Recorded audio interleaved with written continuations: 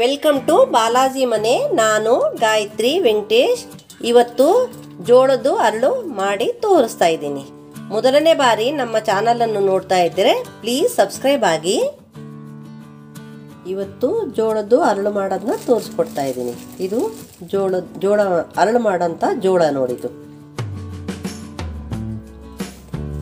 ಮತ್ತು ನೀರು ಬೇಕು. ಇದನ್ನು ಸ್ಟವ್ ಮೇಲೆ ಇಡ್ತಾ ಇದ್ದೀನಿ. ಈಗ ಸ್ಟವ್ ಆನ್ ಮಾಡ್ತಾ ಇದ್ದೀನಿ. ಈಗ ಇದು ನೀರು ಚೆನ್ನಾಗಿ ಕಾಯಬೇಕು. ಇದು ಈ ಥರ ನೀರು ಕುದೀತಾ ಇದೆ ನೋಡ್ರಿ. ನಾನು ಒಂದು ಬೌಲ್ನಷ್ಟು ಜೋಳನ ತೊಗೊಂಡಿದ್ದೀನಿ, ಅರಳಿನ ಜೋಳ ತೊಗೊಂಡಿದ್ದೀನಿ. ಈಗ ಇದನ್ನು ಇದರಲ್ಲಿ ಹಾಕ್ತಾ ಇದ್ದೀನಿ. ಈ ಥರ ಜೋಳ ಹಾಕಿದ ತಕ್ಷಣ ಇದು ಒಂದು ಕುದಿ ಈ ಥರ ಬರುತ್ತಿದ್ದು. ಈ ಒಂದು ಕುದಿ ಬಂದ ತಕ್ಷಣ ಈಗ ಇದನ್ನ ಸ್ಟವ್ ಆಫ್ ಮಾಡ್ಕೊಂಡ್ಬಿಡ್ಬೇಕು.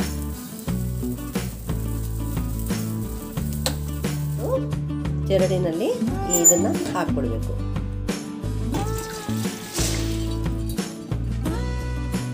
ಇದೆಲ್ಲ ಇದರಲ್ಲಿ ಹಾಕಿದ್ದೀವಲ್ಲ, ಈ ನೀರೆಲ್ಲ ಹೋಗಬೇಕು. ನೀರೆಲ್ಲ ಹೋದ್ಮೇಲೆ ಇದನ್ನು ಒಂದು ಬಟ್ಟೆ ಮೇಲೆ ಒಣ ಹಾಕಬೇಕು. ತೋರಿಸ್ತೀನಿ. ಈಗಿದು ನೀರೆಲ್ಲ ಹೋಗಿದೆ ನೋಡಿ, ಬಸ್ಕೊಂಡು ಬಂದಿದ್ದೀವಿ. ಈಗ ಇದನ್ನು ಏನು ಮಾಡಬೇಕು ಅಂದರೆ ಈ ಥರ ಬಟ್ಟೆ ಮೇಲೆ ಒಣ ಹಾಕಬೇಕು. ಈಗ ಇದು ಈ ಥರ ಗಾಳಿಗೆ ಒಣ ಹಾಕಬೇಕು ಇದನ್ನು. ಈಗ ಇದು ಜೋಳ ಒಣ ಹಾಕಿದ್ವಲ್ಲ, ಇದೆಲ್ಲ ಈ ಥರ ಒಣಗಿದೆ ನೋಡ್ರಿ. ಇದು ಈ ಥರ ಒಣಗಬೇಕು. ಇದು ಫ್ಯಾನ್ ಗಾಳಿಗೆ ಅದಕ್ಕೆ ಏನು ಒಣಗಿಸೋದು ಬೇಕಾಗಿಲ್ಲ. ಬಿಸಿಲಿಗೂ ಒಣಗಿಸ್ಬಾರ್ದು, ಸುಮ್ಮನೆ ಹಾಗೆ ಗಾಳಿಗೆ ಒಣಗಿಸ್ಬೇಕು ಇದನ್ನು. ಈಗ ಇದನ್ನು ಹುರಿಯೋದು ತೋರಿಸ್ತೀನಿ. ಈಗ ಸ್ಟವ್ ಮೇಲೆ ಒಂದು ಕಡಾಯಿ ಇಟ್ಟಿದ್ದೀನಿ. ಸ್ಟವ್ ಆನ್ ಮಾಡ್ತಾ ಇದ್ದೀನಿ. ಈಗಿದು ಬಿಸಿ ಆಗಲಿ. ಕಡಾಯಿ ಕಾದಿದೆ. ಈಗ ಇದರಲ್ಲಿ ಒಂದಿಷ್ಟು ಜೋಳನ ತಗೊಂಡು ಇದರಲ್ಲಿ ಹಾಕ್ಬೇಕು. ಈ ಥರ ಹಾಕಿ ಸ್ವಲ್ಪ ಕೈ ಆಡಬೇಕು. ಈ ಥರ ಸ್ವಲ್ಪ ಹಾಕ್ಬಿಟ್ಟು ಸ್ವಲ್ಪ ತಾಗುತ್ತೆ.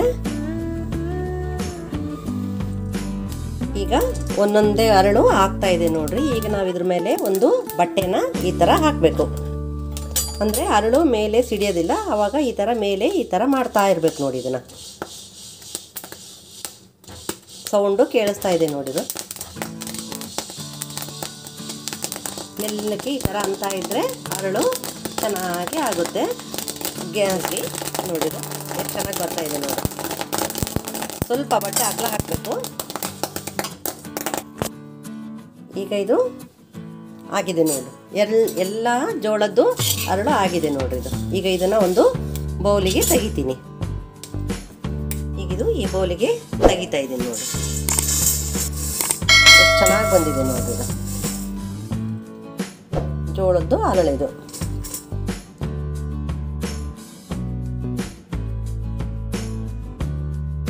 ಈ ವಿಡಿಯೋ ಇಷ್ಟವಾದಲ್ಲಿ ಲೈಕ್ ಮಾಡಿ, ಶೇರ್ ಮಾಡಿ. ಹೆಚ್ಚಿನ ವಿಡಿಯೋಗಳಿಗಾಗಿ ನಮ್ಮ ಚಾನಲ್ ಅನ್ನು ಸಬ್ಸ್ಕ್ರೈಬ್ ಆಗಿ.